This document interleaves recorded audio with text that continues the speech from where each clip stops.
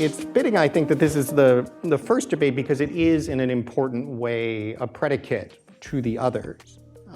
It is a starting point for understanding what, if any, challenges we have in this nation, and importantly, what, if any, challenges we have for conservatism. Any coherent politics and understanding of human flourishing and the common good requires us to make some judgments about what, in fact, quality of life is. We do a lot of survey work at American Compass on values and priorities, and I think this is a helpful way of looking at things.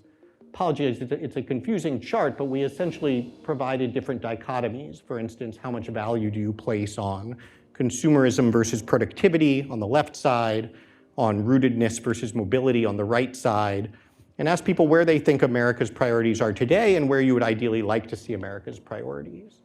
And so what you see in all the gray dots and all the red dots are massive shifts from perception of where we are today, with a relatively greater focus on consumerism, relatively greater focus on mobility, and a very strong preference for optimizing around things like productivity and rootedness. And what I think you see is when we simply say, well, we're going to just optimize everybody's own choice and ensure that they maximize their welfare accordingly, that works very well if what people want is mobility and consumerism. But if what people want is productivity and rootedness, you are actually depriving them of the ability to achieve that if you say, well, we're simply not going to weigh in on any of these decisions. This is deaths from alcohol use disorders in Russia in the decade after the collapse of the Soviet Union. This is our sort of quintessential illustration of a failed and collapsing society, in a sense. This is drug overdose deaths in the United States on the same scale as a rate. We are now at the same level as the average for the 10 years after the Soviet Union's collapse. And I just don't know how you reconcile that with any claim that, in fact, quality of life for most Americans is getting better. I'm going to argue that the American working and middle classes are richer than ever before and among the very richest in the world. Therefore, the social problems that we've experienced, very real problems, from the opioids crisis to family breakdown, to the teen mental health crisis, and the ones that Warren listed in his 4x4 quadrant, those can't be attributed to economic deterioration. Pursuing populist policies won't address our very real problems, and it distracts us from identifying policies that would be effective for solving these very real problems. If high economic growth is a prerequisite for a foundation of productive work, the US is nearly unrivaled. However, Warren's working hypothesis presumes that policymakers' focus on growth has been wrong-headed because the typical American has not benefited from it. But Warren is wrong. The American economy has made the typical worker significantly better off over time. Warren has repeatedly argued that this typical wage hasn't risen at all, but he uses a different price index, the CPI, that has known deficiencies. The Bureau of Labor Statistics advised against using the CPI to look at long-term income trends back in 1989, and the Census Bureau and Congressional Budget Office followed suit and haven't used it to look at long-term income trends in over 30 years. Rather than conservatism shifting to a greater focus on protectionism and central planning, I would like to see it more focused on investing in poor kids so that more of them can benefit from the incredible dynamo that is the American economy. Globalization creates winners and losers. Not a controversial statement. Now, there is a claim that over time, the losers, either we compensate them or they adjust and catch up. Think about what we do for the one going to college and how we set them up for success in life in this economy that we've built versus what we do for everybody else. It's a disgrace. And then when we come back and look at what happened as a result and find in one group wonderful data, and if we aggregate it, we can make it look wonderful everybody.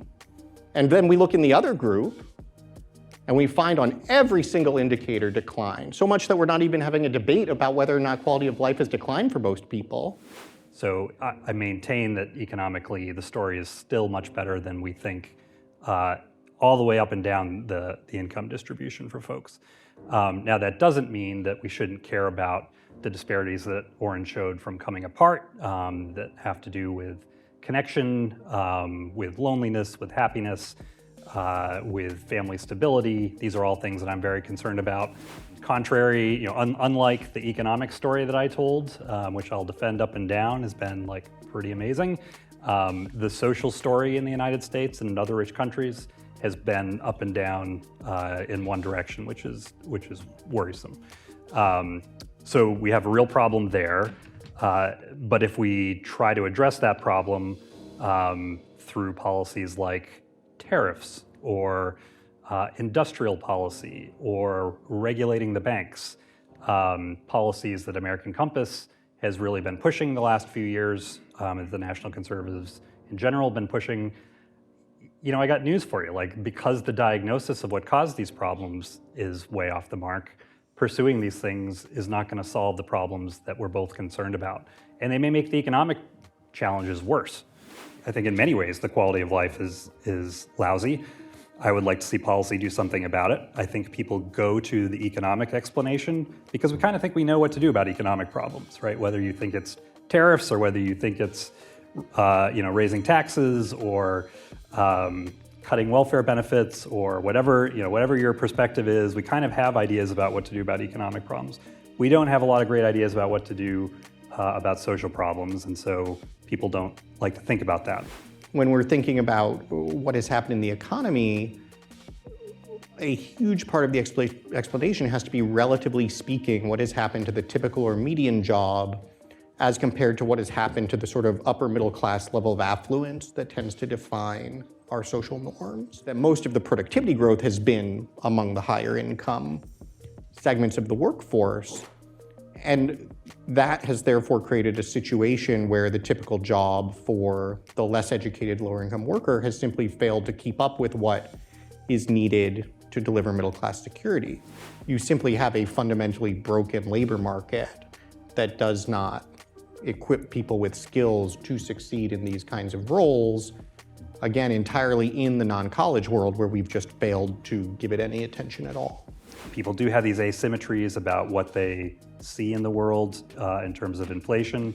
I think if you look at the polling data, contrary to the things I showed you about how people feel about their own lives, people are very pessimistic about the state of the country. If you ask them, how are people out there doing generally, even if they think their own family is doing well, they'll tell you like the rest of the country is doing terribly.